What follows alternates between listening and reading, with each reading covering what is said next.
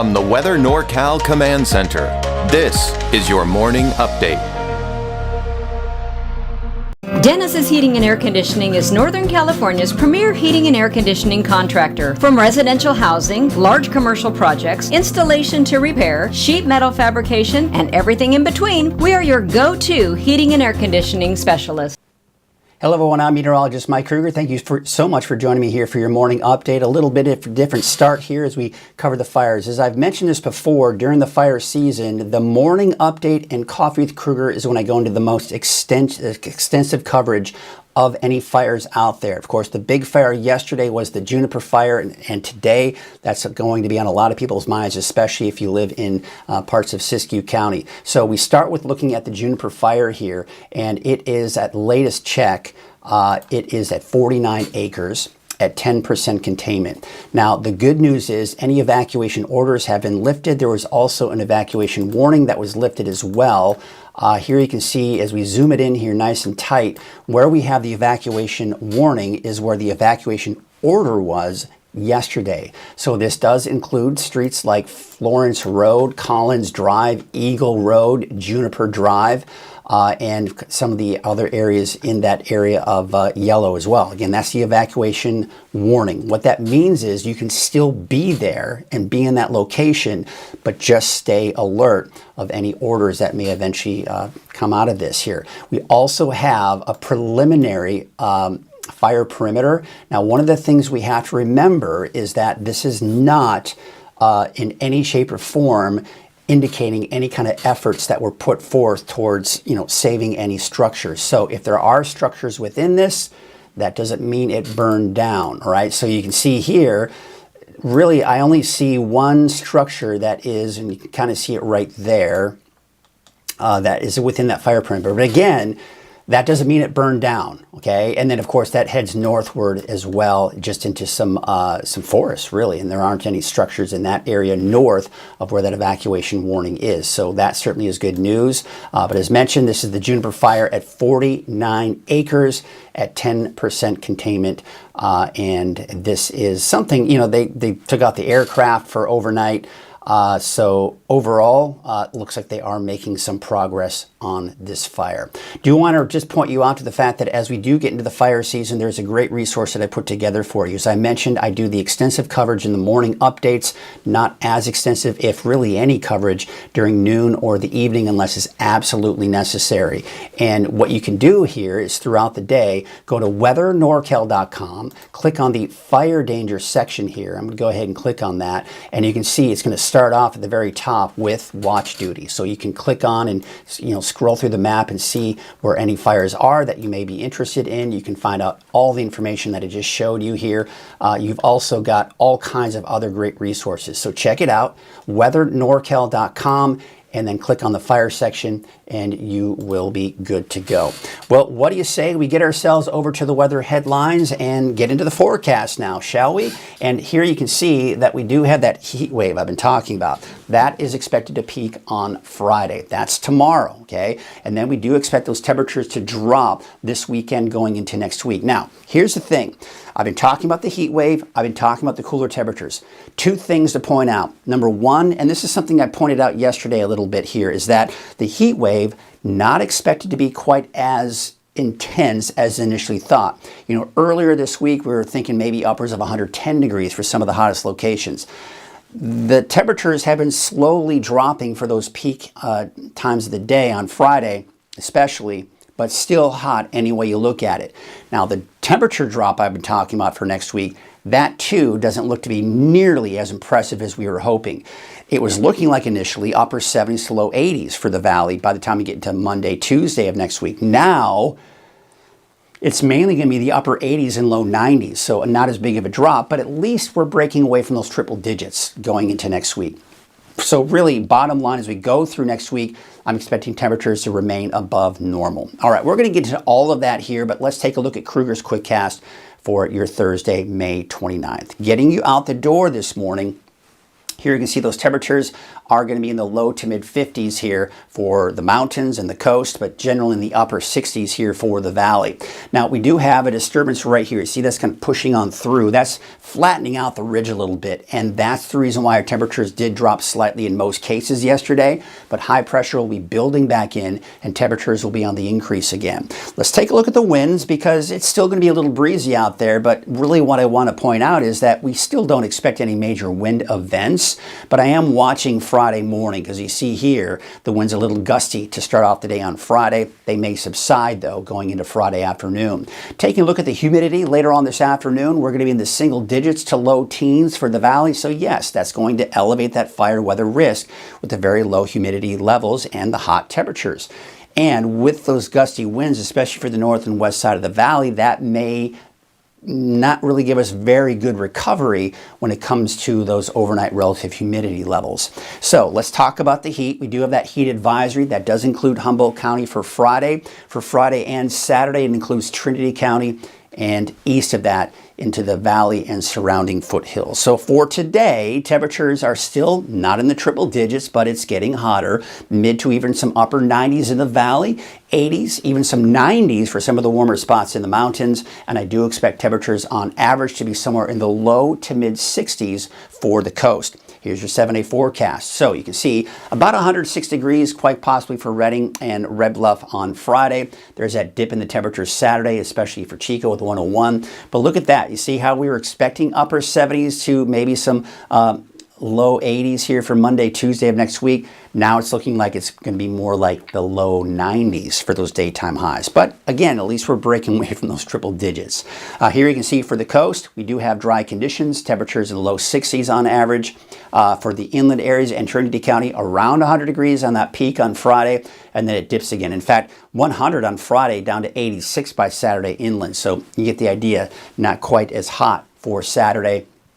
And there you can see temperatures dropping a bit here going into early next week. Now, you may also notice, not only are we seeing those warmer temperatures, but I've taken out the chances for rain. And the reason why our temperatures are not going to be as cool is also the reason why we're not going to see the rain, which we'll get into that here in just a little bit in the deeper dive. But before we do that, I do want to mention there's that free Weather NorCal app. You know, I was just talking about the fires here. You can also access all of that information from the free Weather NorCal app. So all I got to do is search for Weather NorCal in the App Store and you will be good to go. Download it for free. It's 100% free. There's no hidden fees or anything of that nature. So again, we've got this area of low pressure, this disturbance pushing through over the Pacific Northwest. That's flattening out our ridge a little bit, but that ridge is still there and it's still going to be hot and it will build even stronger by tomorrow. But taking a look at your winds for this afternoon, there's the afternoon, nothing major. 15, maybe 20 miles per hour in the valley, maybe a little breezy for the coast, by the way.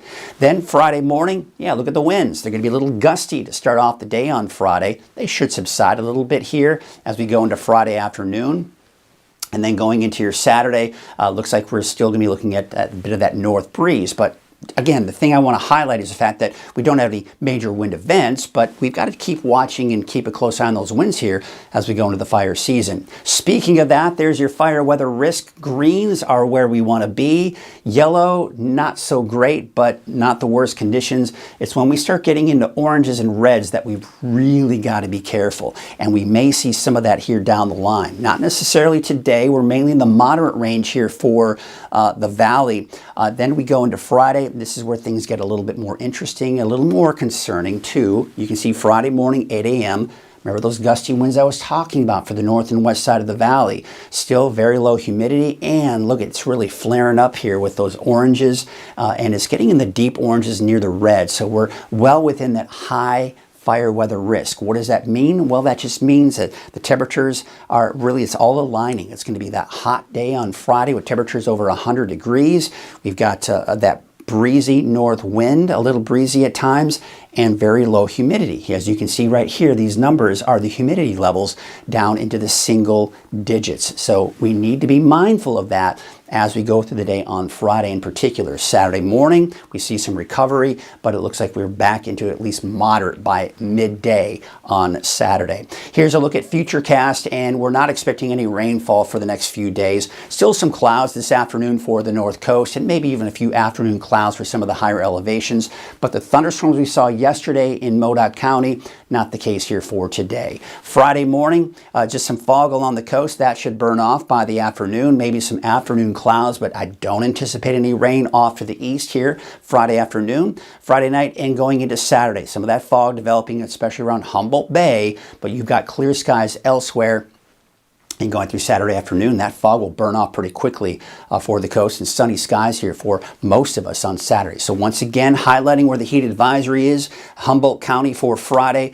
Could get as high as 103, but really upper 90s to lower 100s. That's also the case for Trinity County. But Trinity County, you're going to be for Friday and Saturday, as well as the Valley and for the surrounding foothills as well. So we look at the National Weather Service heat risk, and this is just giving us an idea of what to expect. So the reds on Friday indicate a major risk. And what that means is anyone, doesn't matter what kind of health conditions you have, anyone is impacted by this if you don't have proper way to stay hydrated or cool off. So you may feel fine, and you may say this is an overreaction to the heat. That's because you've got proper ways to stay cool and you're healthy. However, there are a lot of people out there that don't have proper ways to stay cool or even hydrate. And when you have heat like this, that can be very dangerous. So this is the time of the year that we've really got to watch out for our neighbors, friends, and family. And don't forget about your pets. They too can feel the impacts of this heat. Then we go into Saturday, and remember I was talking about the temperatures are dropping, and we're really seeing a lot less red. We're more in that moderate range, meaning it affects most people that are sensitive to the heat, especially without that, again, the proper way to stay cool or to hydrate. So here's the overall setup. This is the warmer air that's in place right now. Remember I was talking about the cooler air riding over that ridge. So the ridge has been kind of flattened out a bit here, and that's why our temperatures aren't as hot as they could get. But that will migrate back up to the north right here. This heat really expands northward. This is when we expect the peak of the heat wave. It will be tomorrow. That ridge though, notice where the center of that ridge is. It's actually off to our east, so it's not directly on top of us. That's one of the reasons why it may not be as hot as we initially thought, but still well over 100 degrees for the valley at least. But look at this, by Saturday, we've got another system riding to the north that will help to nudge that heat off to the east and actually break it down a little bit. So I do expect quite a drop in our temperatures here, even as early as Saturday. And then by Sunday, we start to see a little piece of energy break off. Now, there's no moisture in the atmosphere, so I don't anticipate this to bring us any rain or anything of that nature here, but that will help to drop our temperatures on Sunday. Then this, look where it's going. It's actually heading eastward. If you recall the last few days, this moved right on top of Northern California, and this is when we were talking upper 70s, low 80s. But now it looks like that's actually just shifting off to the east, and we don't have any major ridge over us, and we don't anticipate any ridge to move over us because we've got a series of storms through next week that will ride to our north, preventing any big ridges of high pressure to build in. Now, it's still going to be hot. We're still looking at temperatures in the valley in the low to mid 90s, but these storm systems are really what's going to be the saving grace from us seeing any major heat waves, at least going through next week. So you can see here the overall trend. See how they go up? That's the peak on Friday. It drops on Saturday even more so. And then it just levels out in the low to mid 90s for Sunday through all of next week into that next weekend. Now the average high is about 86, so we will be above average, but at least we're not going to be looking at 100 plus. That's at least what we can look forward to. So, I mean, quite a different footprint from what we're looking at even just yesterday. So you see how we're talking about when we look at these long-range forecasts. You can look at a 10-day forecast all day long, every single day, but that is never guaranteed once you go beyond 4 or 5 days. That's just the bottom line. So a lot of times I consider a 10-day forecast, quite honestly, to be a disservice because it can be very deceiving here. My wife, I was having dinner with my wife and father-in-law to the family, right? And they were talking about, oh, it's going to rain on Monday and Tuesday. I said, oh, that's what the models were showing. earlier this week, and I'm sure some of the apps were showing that, which that's pretty much what happened.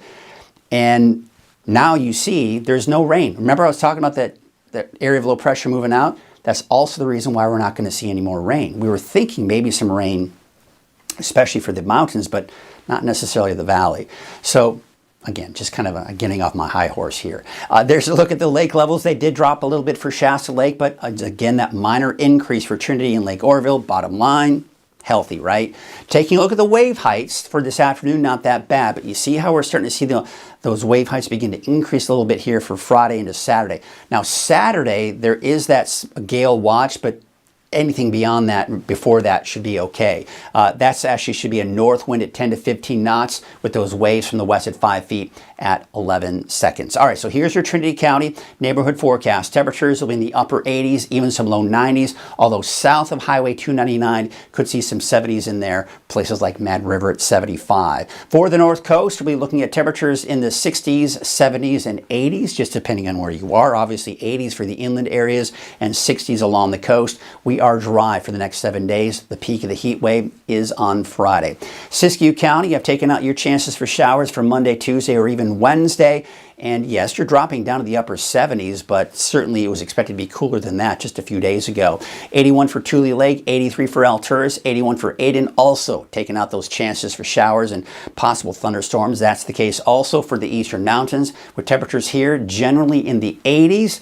Give or take, depending on where you are. Your valley neighborhood forecast to the south, 97 for Corning. We're starting to kind of tick these temperatures up, aren't we? With Oroville getting up to 103 by Friday. Chico, a high of 104 on Friday, down to 101 Saturday, and then 90s as we go through next week. Low 90s. Your valley forecast to the north, 96 degrees for Redding, 92 for Lakehead, 96 in Cottonwood, and 97 degrees in Red Bluff. And there's your 7-day forecast for Redding.